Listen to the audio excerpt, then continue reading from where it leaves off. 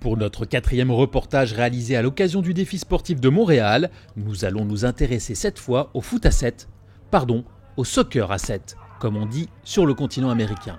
Sport paralympique depuis 1984, les règles sont très similaires à celles du football, hormis quelques adaptations, une mi-temps de 30 minutes, une surface de jeu et des buts plus petits, et il est possible de faire une remise en touche à une main. Cette discipline s'adresse à des athlètes ayant une limitation motrice cérébrale.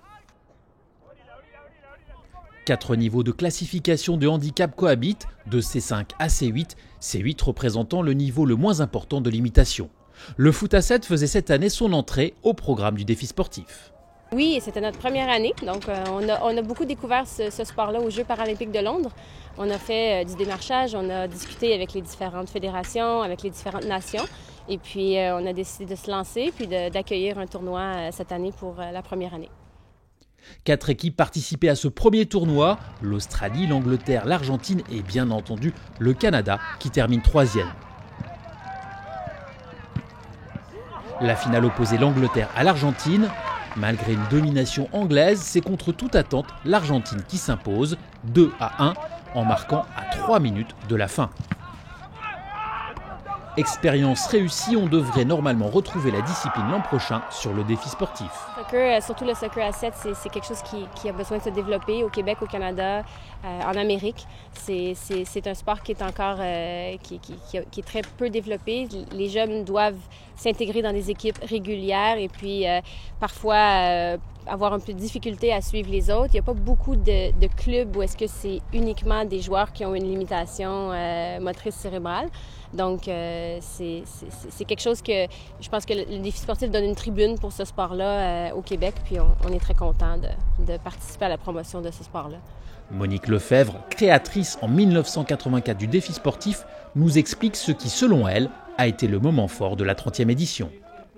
Alors, le défi sportif a évolué pour arriver à fêter ses 30 ans de façon exceptionnelle.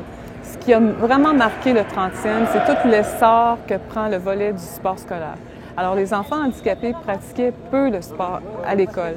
Et maintenant, on a un soutien financier pour vraiment aider à faire bouger les enfants, à mieux les faire manger. C'est un projet qui s'appelle Choisir de gagner. Alors ça, c'est un soutien formidable qui nous permet à la fois d'allier la pratique du sport et aussi la recherche. Parce que chez les jeunes handicapés, quels sont les obstacles à la pratique du sport? Pourquoi ils en font?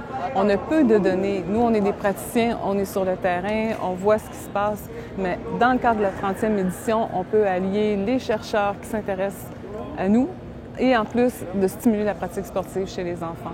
Et on a commencé l'an dernier ce projet-là. Nous sommes à notre 2e année, alors on a accueilli 3300 enfants pour le 30e anniversaire. Donc nous, c'est encore pour moi puis toute l'équipe, c'est vraiment un succès extraordinaire de faire bouger des jeunes pour qui ne pas bouger, ben oui, tu es handicapé, tu as plein de raisons pour pas bouger. Alors les jeunes aujourd'hui bougent pas beaucoup, mais nous, on veut que les jeunes bougent.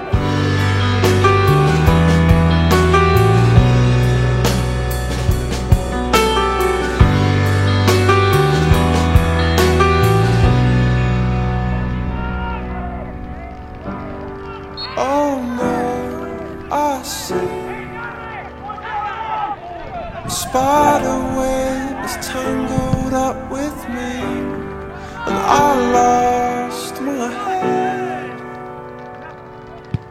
and thought of all this cheap. Voilà un grand bravo à toute l'équipe d'Altergo, organisatrice de l'événement, et à l'ensemble des bénévoles qui ont su une fois de plus organiser une magnifique édition du défi sportif.